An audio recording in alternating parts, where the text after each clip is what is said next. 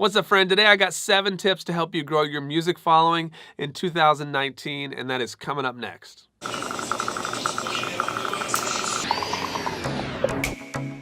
Welcome back to the channel. If this is your first time here, I want to say thank you so much for joining us. My name is Lennon Bone with soundandpatternsmusic.com. This channel exists to help you get more gigs, reach your 1,000 true fans, and ultimately grow your art from passion to profession. And when it comes to making money with our music, we know that the money is just something that supports us. It supports our family, the people that we love. It supports the habit of wanting to do more music. And the truth is, if we don't have an audience, then we don't have those same luxuries. We have to go find another job. We have to figure out other ways to make money. We have to figure out other things in our life that we can throw away so we make sure we have more time to do our music, right? And I'll be real, I wasn't always good at the things that I'm gonna talk about here, but I've stumbled into these processes, and some I've learned, and these have allowed me to do things like work with a Grammy nominee and be able to do music full-time still and just be out constantly doing what I love and supporting my family. I'm not making this outrageous living, but I have a feeling that many of you would be just pleased as anything to be able to do what I'm doing, which is just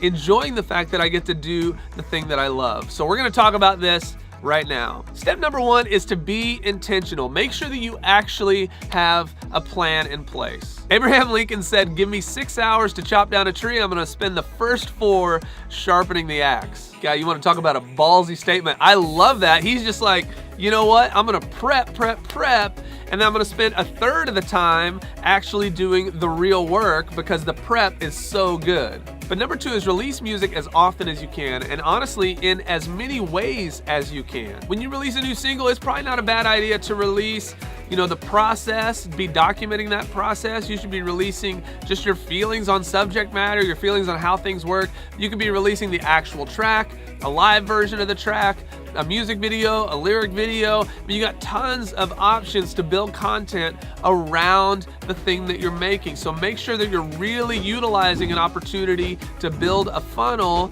from, the creation process down to the actual product, which is your music. Number 3, make your gigs into live events. Don't just book another show and expect it to be the thing that everybody talks about. Make sure that every show that you do is an actual event. You don't need to have a huge show to have that show be an event. If you pick the right space, the right aesthetics, the right bands to complement what you're doing, it's better to go small and pack that room out than it is to go big, right? Because then you're gonna actually have people walking away feeling like they were a part of something bigger than they are, and that's what you want. Number 4, collaborate more on music and shows. So don't be afraid to team up with other bands on shows and trade each other's fan base. You can do that also on social media accounts. You can do that on your YouTube channel, your Instagram, whatever. Share your audience with other artists and give them the opportunity to do the same for you. And I see a lot of bands doing cool things like split 7-inch records or split singles where one band will cover the other band's song and vice versa, and that just gives them an option again to collaborate and swap fan bases. Number 5, create more focused content for your social media platforms. Each piece of your content should only really serve one purpose, and that purpose should either be discoverable, community-driven, or sales-driven. Don't try to push all 3 for every piece of content. Everybody wants the content to blow up, get them all the subscribers, push all the sales, right? No, each piece of content should do only one thing and really push the audience member into that place. Number 6, you need to make more discoverable content. I recently got to see the CEO of Patreon, Jack Conte, do a talk about knowing what's in your box. So if you want to make great discoverable content and you don't want to give up the artistic side of it, then know the things that you're not willing to give up, and then be willing to move on the other things so that you can make stuff